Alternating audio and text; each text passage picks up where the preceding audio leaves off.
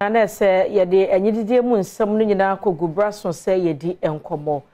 kai se ye frame anochi wa ba jwa se wa na odi fortuna se ne nyenro se de e ka no ye se cleanliness is next to godliness wo muto nro an so ho an was what share ye pomuden no ekwa be fa so asiesie ye ho aboye ho ban ya de no kra emma nti wo de givers ne ma papa bi aba ye nkodi ho nkomo odi for matching abapa me joso ne mpombo kode nyame ado na pa chonso yakopon gu susura me pa na givers ne ma ade aba no hu ne se gu gallon mu me se mu rozon wo ho mo WC cleaner wo ho mo iketwa ye hye antiseptic wo ho na mo mo sa call glass cleaner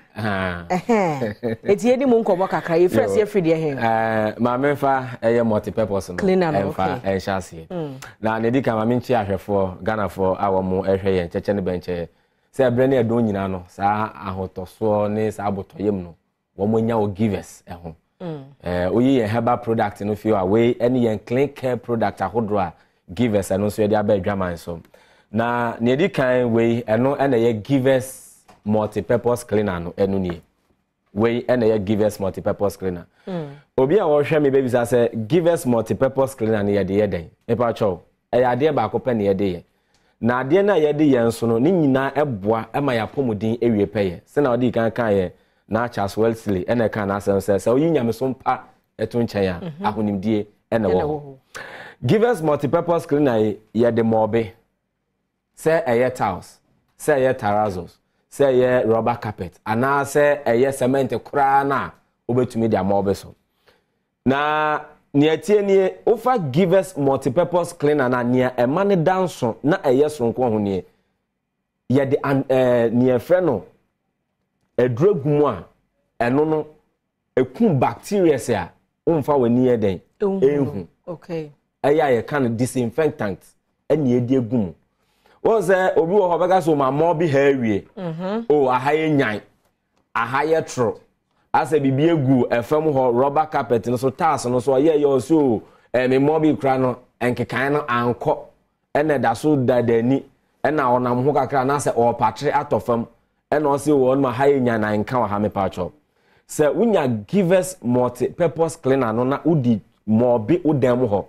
wo office ho usuku dem ho o banking ho no ma eya dia me no ka se be yi se fini kikani nyina wo ho eno na nchen ne enti a de disinfectant ne egum no bacteria binmu a yemfa yeni enhu no eno na disinfectant na wo givers multi-purpose cleaner no eya ekuni nyina wo abehwe ananse nsu ye trotoi oboni esu afọ obi ebi wa afa nsuo o de mob o de apepa ho odwinse wewie unwie ye emwamwa hudro binum abeba ono amfo wani hu no ese unya givers multi-purpose cleaner na otumi de mob ho no me ho ye kama obati so obi oso we na minu se we hu bi dia na se wate bi pen ya tausa asen ebi kura pa ose me tiles na apa na asen na aye bibia o bon se brown finance de ya white bi no obi so waka so na me mo bi wie me dem ha yesum nka tiles de mo bi so wie so ma dem wie shine e bright anu na givers multi-purpose eye okay o de mo bi wie obon se o de tudan nu se bi obon se ase han bi uhun bebi efiriba aba toso okay entunya givers multi-purpose cleaner na enu na be boa enti co-stores ahodro schools ahodro ni titiro ni won mo kindergarten ni nursery foi na nkola edu mo tututu fam sa e pa cho si ho kama na environment ho no enye very conducive enti we so eye givers antiseptic say o final bi so asei enetie ewo mu eye kama enka ogbo we din obeka so ye yusu no ayarasa bia ahodro nko ana sa abata nko ana yesu dabi obi atumi yusu bi bia na wonso wo de ne sei na etie udware a na se ho ta akeka asa nsuo na ya odi edware no asa ya na amuamu abi wo mu me pa cho ohia givers ase wetimi de gu nsuo mu udware wetimi de gu nsuo mu edi dware enya abata nkwa na omudi si omunia ma na se hospitals ahodro a wono mu eye nipa na na omu yusu obi anso ye den etumi eyusu bi nti we na givers antiseptic eno so nya ebetumi aboa we na ye givers WC cleaner eno mpo de obo ni din ano na hu nya ya eya Give us WC cleaner me pacho obi wo beka so na me WC no emu asen na emu atantantan enti wo kotu akoto foforo me pacho unhia tu ezan say ekwan ya wentumi anni we ni no saa na akoto foforo no so na ya amro chia no na de ba wen pe eye dupa amfa ni ni a eno so se ne a dada ye ya akoto foforo no saa na foforo no so ye den ebeye osanfa give us WC cleaner na and also disinfectant ewo mu obi obaka so na me ko ajanan bia me ko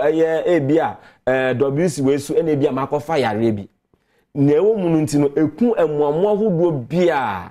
ni titu ene amansan die public die ene we kwotena so me pacho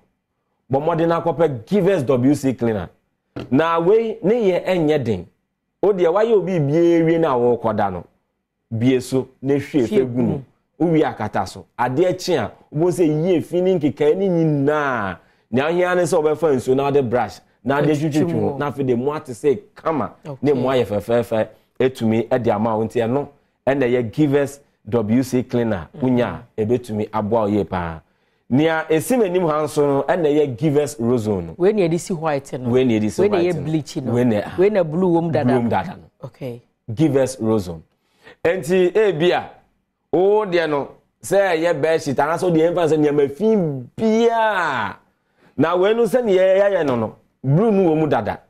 enya afi na wo kwoto esi wo ha akọhye blue so se no so kwa obekwa akọ wie na afi ni corner e deep na ne nsa no I light sa bre wi ansa ambo ikura de ne forget na afi de asa wa akọhye cales multico na ordinary bacho da bi but modern akọpe give us rozone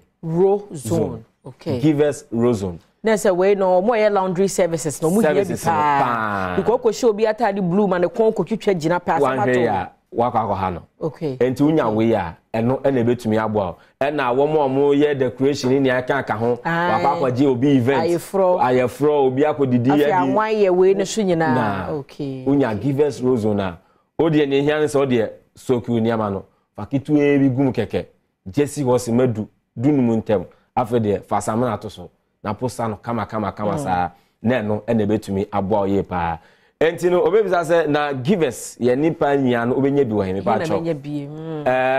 okọ kon bi e wo man yi mu obenya ye clean product okọ China mo bi e wo man yi mu obenya ye clean product sanso na okọ ba bi ye ton ade bia wo man yi mu a ya de a niama nan amabobo so wa ha yi obetumi enye bi na sese ba bi be me amekọ a menya sa kanfa na sa na ema ne bi atonko ade a menya obenya ba bi a ye ton give us multi-purpose cleaner